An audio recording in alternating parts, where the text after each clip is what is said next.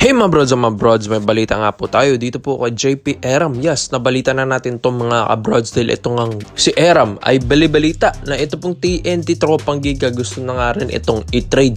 Yes, isasabay nga rin daw ito kay Mikey Williams mga kabrods. So ito pong si JP Eram. Ayaw na rin kasi ng TNT yung kanyang attitude. Minsan din kasi sa mga practices, ito pong si Eram, minsan mainit din ang ulo nga daw mga kabrods. So, syempre na kapapansin nyo rin naman ito sa mga laruan din ni Eram mga kabrods, di ba? Sa mga past few seasons ni Eram, medyo umiinit talagang ulo. Kaya minsan, nagkakaroon ng technical foul, tapos nagkakaroon na ng masamang laro. Ito pong TNT Tropang Giga, nagkakaroon na sila ng mga conflict sa play dahil syempre itong si Eram, parang nasisira yung laro ng TNT dahil sa kanya. Kaya ito pong TNT Tropang Giga mga brods, balak nga nilang i-trade si Eram. Pero ito pong SMB ay interesado nga rin kay Eram mga kabrods. Yes, alam naman natin ng SMB, mahilig ito sa mga may mga attitude na players. Dahil yun nga, iniiba nila yung attitude at ito sa mga koponan na kayang magdisiplina ng mga players. Like itong si Eram mga kabrods. So mapapansin nyo rin naman, yung mga may attitude na players dati ng TNT ay napupunta na rin sa SMB. Tapos napapabago yung ugali like Romeo, Jericho Cruz, Tautua, di ba mga brods? Nababago ng SMB yan dahil magaling din talaga magdisiplina lalong-lalo na yung SMB. Coaching staff mga brods, sabi nga nila parang tatay-tatayan na rin yung mga coaching staff dito sa SMB. Kaya maganda ito sa programa ni JP Eram kung gusto na talagang magbago mga kabrods. At isa pa dito si Eram din kasi ay flexible din na power forward ito. Hindi rin naman basta-basta si Eram. Di ba nga, ilang beses na rin itong naimbitahan din sa Gilas Pilipinas at naging player ng ating RP team. Mapa 3 points, mapa depensa, mapa blocks, mapa rebounds, mapa opensa, mga kabrods. Maasahan mo talaga si Eram. Kaya nga, di ba, tumagal siya dito sa TNT Tropang Giga dahil sa kanyang skill set. Dahil bagay na bagay nga daw yung skill set ni Eram pagdating dito sa SMB. Yes, kasi nga balak-balak din na ito po ng SMB na gusto rin nilang i-trade. Ito pong si Mo Tautua mga kabrods ha. Dahil alam naman natin si Tautua galing na rin ito ng TNT Tropang Giga. At bali-balita nga rin, like sinabi na rin sa mga ibang mga FB pages na gusto na rin makipag-trade. Ito pong si Tautua. So gusto na rin niyang masama sa trading blocks. Di natin alam, di ba kakakampiyon lang ng SMB tapos gusto na rin magpa-trade agad ni Mo Tautua mga brods. So di natin alam, malay natin business na naman ang mangyayari dito. Pero ngayong All Filipino Cup, knowing na kailangan din talaga ni Junmar Fardo ng mga backup centers, lalong-lalo na kapag umalis itong si Tautua, mamaya may mga offers din itong si Tautua overseas, kaya gusto na rin itong makalaya dito sa SMB. So hinahanda na rin ng SMB na kapag mawala si Tautua mga kabrods ay kukunin nila sa Eram.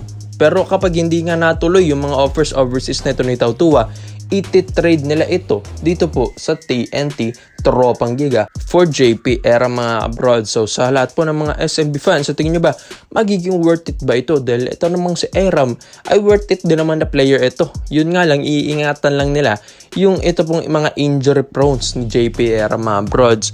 Tapos lalong-lalo na yung attitude. May potential din naman si Eram mga broads eh. Kung tutuusin nga, mahirap na rin bantayan itong si Eram. Pero inyo, matangkad din ito, 6'8", 6'9 na player, may 3-point shooting, tapos may laro pa sa ilalim. So magandang additional ito sa SMB kung sakali mga kabrods.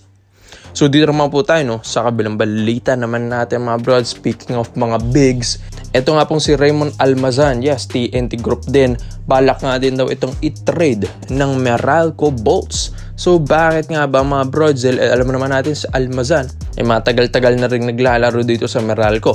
So gusto na rin itong sumubok ng ibang koponan. Like gusto na rin niyang magkaroon ng kampyonato sa ibang koponan mga brods. Sa Meralco, alam mo rin naman natin nakakapag-finals ang Meralco sa mga past few years ng Meralco, pero hindi nga sila nakakapagkampiyon kapag ang katapat nila ay ang barangay Ginebra San Miguel. So kontrapelo talaga nilang Ginebra.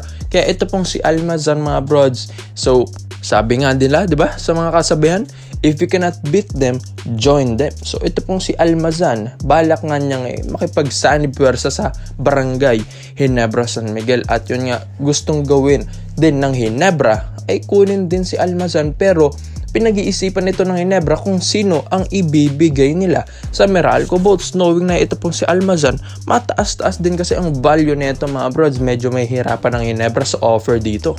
Pero syempre, kapag gustong-gusto mong player, may paraan ka, di ba? Pag gusto, may paraan. Pag ayaw, may dahilan. Kaya nga ito pong sina Boss Al Francis Chua, alam naman natin na maganda-ganda rin ang attitude nito ni Almazan on and off the court. Yes, may mga onting attitudes din naman na ito sa hard court mga brods. Pero syempre, normal na rin yan kay Almazan. Dahil physical player nga, ito pong manlalaro na ito. So si Almazan, 6'7" to 6'8" ang height na ito mga brods. Malaking tulong ito sa Ginebra. Hindi rin naman ito tatagal sa Meralco Bolts nang wala lang, dahil syempre, malaki-laki na rin ang naiaambag din na ito. Isa rin ito sa mga legit center at legit power forward ng Ginebra kapag import season or import conference. So magandang additional nga ito sa Ginebra mga brods kung sakaling makuha talaga nila ito pong si Raymond Almazan, lalong-lalo na hindi pa nga nakakabalik ito pong si Jeremiah Gray kung saan na ACL na nga ulit ito. Tapos si Scottie Thompson din, hindi pa rin makakabalik ng All Filipino Cup gawa ng kanyang back injury mga brods. Kaya ito pong si Almazan, dagdag rebound din ito sa Barangay Ginebra San Miguel. Tapos isa pa dito maganda kay Almazan, may 3-point shooting mga kabrod. So isa yun sa mga magandang skill set ni Raymond. Ito pong si rock and roll kasi mga brods. Pag nakuha mo ito, para ka na rin merong import dito sa inyong kupunan kapag All Filipino Cup. Kapag ganitong season, malaking bagay si Almazan. Yes, makakatulong niya or makakatulong siya kay Japet Aguilar and Christian Stonhardinger. Pero meron ng triple towers ang Barangay Ginebra San Miguel. Pero may problema nga lang Ginebra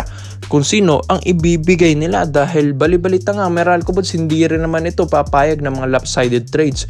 Kung ibibigay nila si Almazan sa Ginebra, ang gustong kunin nga daw ng Meralco Bolts sa Barangay Ginebra San Miguel mga brods, ito nga pong si Christian Stonhardinger. So medyo magkakaroon talaga ng conflict ito pong Ginebra mga brods, dahil syempre mahihirapan silang ibigay si Stonhardinger. Kaya gusto nila kontrahin or i-counter ang offer na yon, kung saan magkakaroon ulit sila ng panibagong offer sa Meralco Bolts. So pag-iisipan na Ginebra kung sino-sino yung mga players na pwede nilang ibigay na isang power forward or isang point guard or parehas point guard, forward plus draft picks. Kaya mahirap-hirap dahil ito pong Meralco Bolts, di rin naman talaga ito farm team mga bros. Dahil si Almazan medyo mataas-taas pa rin naman ang value nito as of now. Kaya ito pong Barangay Ginebra San Miguel mga brods, pag-iisipan talaga nila yan dahil gusto nga rin nilang kunin ito pong si rock and roll Raymond Almazan. Dahil pasok na pasok nga ito sa sistema ni Coach Tim Cone, lalong-lalo na yung skill set ni rock and roll. So sa tingin nyo mga brods, sino bang dapat ibigay ng Barangay Ginebra San Miguel para mapapayag ang Meralco Bolts nang hindi nila bibitawan si Christian Stonhardinger? Komento mo lang ang opinion mo dito mga brods at isa-isa natin yan. Salamat po sa panonood mga brods. This is Overrated Highlights. Yun lang, I'm out.